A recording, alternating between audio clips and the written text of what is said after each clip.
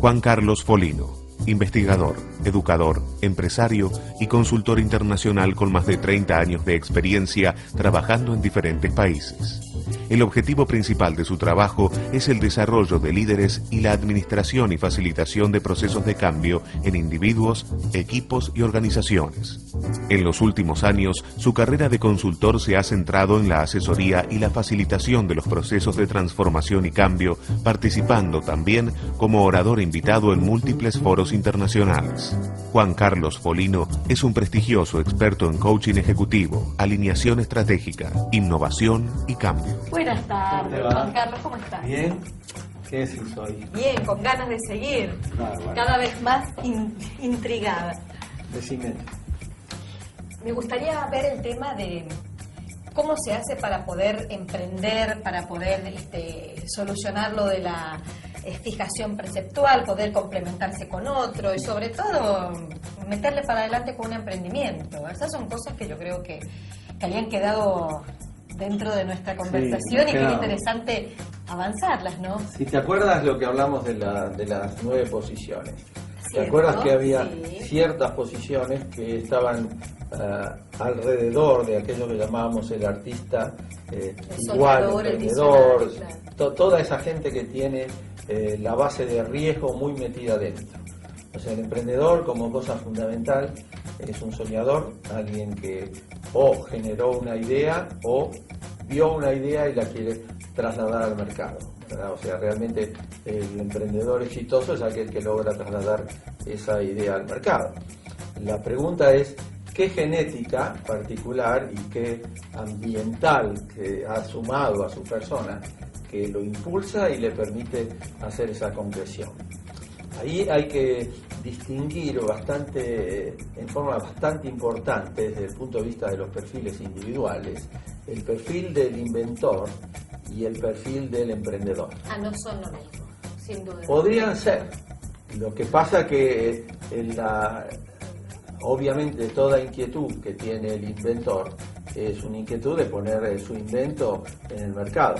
A veces el inventor nace en una empresa y lo quiere poner en el mercado y lo hace a través de un emprendimiento interno donde la empresa lo apoya. En este caso es lo que llamamos el intrapreneur o el emprendedor interno, donde la empresa lo ayuda y él está tranquilito. Pero no es generalmente lo que pasa acá. Lo que pasa es que en este caso, y más lo que estamos viendo en el mercado debido al cambio sustancial de globalización, de toda la herramienta electrónica, etcétera, que la persona termina saliendo a producir algo para meterlo en el mercado. Esto puede tener las características de perfiles adecuadas o no. Me gustaría mostrarte cómo vemos nosotros, de nuestra experiencia, los perfiles del inventor y los perfiles del emprendedor.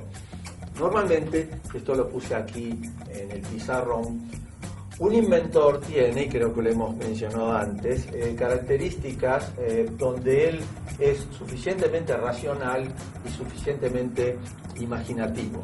Normalmente es lo que llamamos un perfil cortical.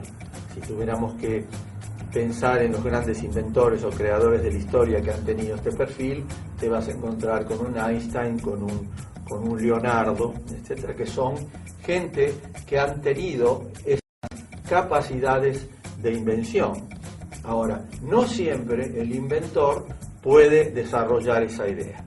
Normalmente el entrepreneur tiene más fuerte el área amarilla, ¿verdad? En este caso el cuadrante D, y tiene características del cuadrante A variable.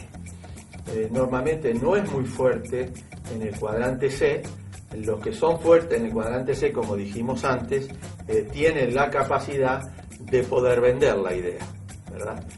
Y en cuanto a estructura, diría yo que no tienen un perfil muy marcadamente primario. Te diría que en general el emprendedor tiene un perfil fuerte en el D, un perfil relativamente razonable en el C, tiene normalmente más bajo el B, y habría que ver qué pasa en el A. Si el emprendedor tiene un perfil A muy bajo, no va a tener un drive hacia lo que hace la parte económica. Quiere decir de que va a estar soñando con su idea y le va a costar mucho transferirlo a algo concreto. ¿Sí? Con lo cual, ahí viene la gran pregunta, ¿qué hace esta persona? Correcto. Normalmente lo que tiene que hacer es buscar un perfil complementario en el área A que le ayude a movilizar el proceso. Un comentario que quería hacerte de un estudio muy importante que hicimos hace unos años en la Universidad de Harvard acerca de los estilos de los emprendedores. Y ahí analizamos una cantidad bastante importante de emprendedores exitosos y no tan exitosos. O sea, se hizo un análisis de perfiles y un análisis de cómo habían sido los resultados con relación al perfil individual. Y ahí se vio la evolución de cada uno de ellos y como se puede ver en este estudio, y creo que vas a tener posibilidad de verlo, vas a encontrar la diferenciación muy clara en cuanto a lo que hablamos en el cuadrante A y el éxito que han tenido.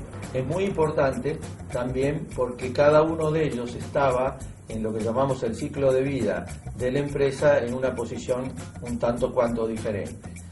Ahora sería interesante que siguiéramos al ratito con relación al análisis del ciclo de vida, posición y el estilo de emprendedor en cada uno de los puntos del ciclo. Conozca su dominancia cerebral adquiriendo su perfil.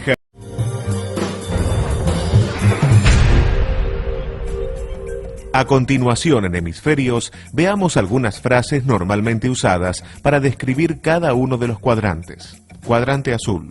¡Qué frío! ¡Qué calculador! Te enojas muy fácilmente. No te emocionás mucho. No seas antipático. Cuadrante rojo. ¡Qué susceptible! ¡Qué sensible! Siempre cerca, tocándome. Tenés un corazón blando. Hablás, hablás y hablás. Cuadrante verde. Sos muy controlador. Te ahogás en un vaso de agua. No tenés imaginación. No pensás por vos mismo. Cuadrante amarillo. No sos realista. Sos muy disperso. Tenés la cabeza en las nubes. No focalizás. Soñás mucho.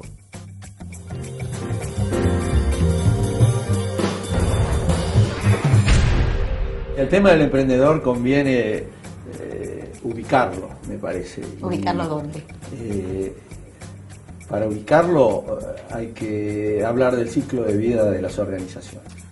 Si vamos a lo que sería el ciclo de vida de una organización, como te acordarás, tiene un ascenso, luego tiene un plató y un descenso. Quiere decir que en esta etapa la organización está creciendo, en esta etapa se mantiene y luego a futuro, normalmente como todo ciclo de vida, hay un decaimiento. Lo que se trata en todo proceso es evitar este decaimiento.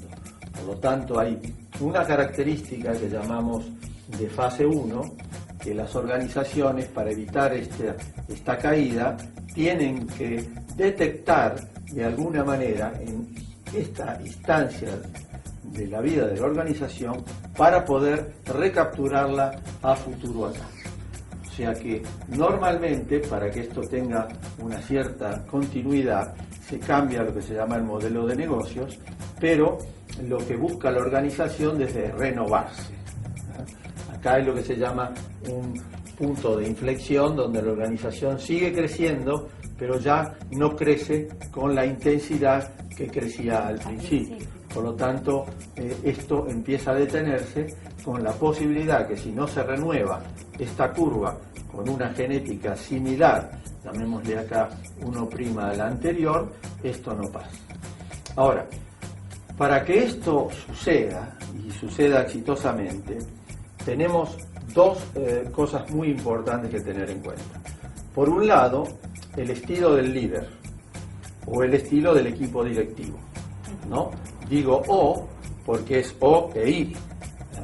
Normalmente en la primera instancia, que es la instancia del emprendedor, nosotros tenemos la característica del emprendedor, pasa a tener un perfil determinado, así como estuvimos viendo. Con ese perfil lo que hace el emprendedor, inicia la empresa y la lleva hasta un determinado punto que denominamos fase 1. Esa fase 1, ¿dónde se termina o dónde empieza a terminarse? En un lugar donde empieza a haber turbulencia organizacional, ya sea porque el emprendedor no tiene sus características de líder apropiadas para la fase que sigue, ya sea porque el mercado lo puso en una encrucijada que él no había pensado, ya sea porque no se rodeó de la gente adecuada para hacer la transferencia a la fase 2, ya sea porque los sistemas se agotaron o tiene que implementar sistemas y él no está preparado. Entonces se produce lo que llamaríamos el ruido de fase 1, que él tiene que transitarlo y saltarlo de tal manera de poder estar en la fase 2. Esta fase 2 normalmente, como sabemos, es una fase de mayor organización, requiere una estructura muchísimo más sólida, se incorporan gente, se incorporan funciones, a veces unidades de negocios, y también empieza a crecer, de tal manera que llega a un punto donde también se le presentan diferentes desafíos, como puede ser el crecimiento internacional, como puede ser el crecimiento nacional, generación de nuevos productos, gente, etc. Esto nos daría características de fase 2 y luego así sucesivamente a fase 3, donde ya es una organización sólida que requiere de una dirección muchísimo más balanceada y no tan amarilla, como diríamos en nuestros estilos. Al llegar acá, si no se supera la fase 3, el ruido de la fase 3, la empresa empieza a decaer, como habíamos dicho. Entonces acá empieza a requerirse otra vez el espíritu emprendedor de fase 1. Yendo a esto, habíamos hablado hace un rato de las características del emprendedor, ¿sí? El emprendedor promedio va a tener que tener mucha fuerza en el cuadrante D, ¿verdad? Bastante en el cuadrante A, por lo que decíamos de la concreción y realización, suficiente en el cuadrante B para ordenar la empresa y suficiente en el C o rodeado de gente en el C como para poder vender la idea. La verdad que la concreción real, el desafío de todo emprendedor va a estar en estas dos áreas, ¿verdad? Acá, en general, el emprendedor no tiene problema. Y esta, como bien decías antes tú, el hecho de poder hacerse de las herramientas de presupuestación, programación y control, que normalmente el individuo los captura, porque puede con su cuadrante B extenderse hacia ahí, no es dificultad. Las dificultades que yo encuentro, y de nuestras experiencias también como vimos en aquellos emprendedores de Harvard, pueden estar entre el A y el C. Así que, pasada esta etapa, entraríamos en la etapa siguiente, que es la etapa de mayor complementariedad o necesaria para poder hacer los equipos necesarios de trabajo para enfrentar la fase 2 y la fase 3. El emprendedor tiene que entender entonces estos ciclos de vida para poder ver la necesidad de complementarse, sobre todo en determinados periodos. Definitivamente. ¿No? De lo contrario, tanto en lo personal como en la integralidad del equipo de trabajo, ¿no? Sí, esto es muy radicalmente importante. Muchas gracias a vos. Conozca su dominancia cerebral adquiriendo su